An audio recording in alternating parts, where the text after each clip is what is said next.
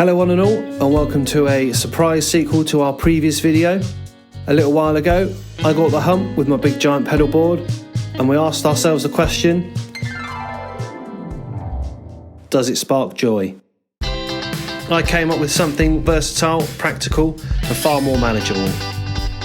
Well, after pulling half the pedals off my board and being so pleased with the results of my previous project, I thought to myself, why not consolidate what's left into a second little grab and go. So here's today's project and topic of conversation, a lightweight streamlined pedalboard with an optional wire on the side. Let me talk you through what's on the board and why we've picked it. For the wire, we've gone for a real McCoy custom wizard wire. It's designed for use for humbuckers and high gain rocking and rolling. Perfect. Unlike most wire pedals, this one comes true bypass as standard, and I've also modified it for an indicator LED. For modulation, we've gone for a true classic, the MXR script logo Phase 90 from the custom shop. With just one control and a dexterous toe, we can go all the way from Eddie Van Halen to Jimi Hendrix, stopped by some Pink Floyd vibes in the middle. This one's heavily modified. I've added true bypass switching, an indicator LED, and a hardwired power supply into the back. I'm going to put this in front of the drives because it sounds better and thicker and smoother that way. If you don't believe me, try it. For medium gain and a clean boost, it's the Gristle King, aka that Greg Koch pedal. This thing sounds absolutely superb, and with a couple of switches on the front to tweak the tone, there's no situation it doesn't sound great in. And the independent clean boost means this thing works like two pedals in one. Can you dig it? For extra versatility, we'll need a pedal that is extremely versatile, so it's got to be a rat. Now, I'm going to leave this rather pucker vintage example at home, so I've reached for the Walrus Audio Iron Horse, a top-notch rat-style pedal with an LM308 chip. And it comes with diode blending options for even more sound sculpting capability. For delay, we've gone for the Wampler Tape Echo. Simple, sounds ace, tap tempo. Easy peasy to use, and with a switchable modulation, no brainer. And last, but certainly no means least, you know it, I know it, it's TU2. Where would any of us be without our trusty old Boss tuner? Now, I've chickened out and gone for a tuner this time round, but my lack of bravery is justified. There's an extra power outlet on the back here should we need it, so if we want any more outboard units, I'm looking at you, tremolo and reverb. Also, the buffer is good to have ahead of the longer cable out to the amplifier, keeping the tone suck at bay without interfering with any of our drive pedals up the front there. Again, I've grabbed one of these cheeky Tour Tech boards from Guitar, which I used in the previous video. And again, we're keeping it streamlined and super simple. We're going to go for a high quality, high draw power supply on a reliable chain. So I've gone for the True Tone 1 spot, it's an industry standard, with a power filter to cut down on noise and a respectable 1700 milliamp output. It's more than up to the task. When it comes to patch cables, this time around, they're custom made by thine own fair hand. There's still plenty of evidence audio cable left over from the last board that I put together, so I got some of these nitric pancake plugs and I soldiered them up myself. High quality, low cost. Learn to solder, kids. Now, that's everything. So let's get started.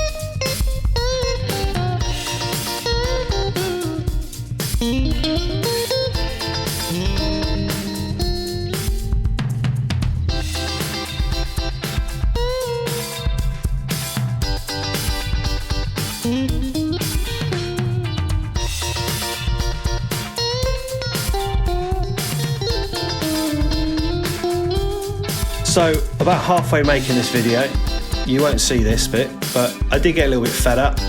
Now, have you ever noticed how wire pedals can be a real pain to find a power plug that fits? The power inlet is always recessed too far back inside the enclosure. Why are they all like that? I don't know. It's infuriating. But the answer, take it apart grab a power drill and then make the hole for the power adapter bigger. Just got to ream it out with a slightly bigger drill bit. Easy peasy, headache over. Moving on, I've got plenty of spare Velcro left over, so I'm going to use that to help stick down any potential flappy bits and keep everything nice and tidy. Now, another little tip, if you want to do a dry run or you like to move your pedals around back and forth and mix things up a little bit, you can make use of these little twisty things you get in all sorts of packages. Brilliant little alternatives to cable ties. They're easily undone and you can reuse them over and over and over again, so keep hold of them. Now that the board's all made up, we better give it a listen and see what it can do.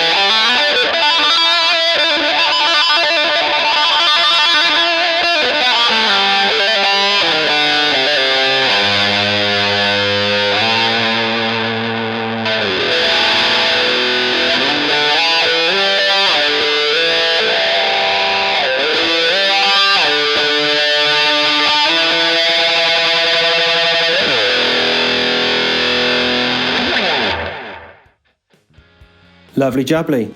Gotta say I'm happy with that. Anyway, I hope you found this insightful, interesting or enlightening. I know I did. Let me know what I did wrong down in the comments. Like and subscribe for more of this sort of thing. And that's it for now. Catch you later.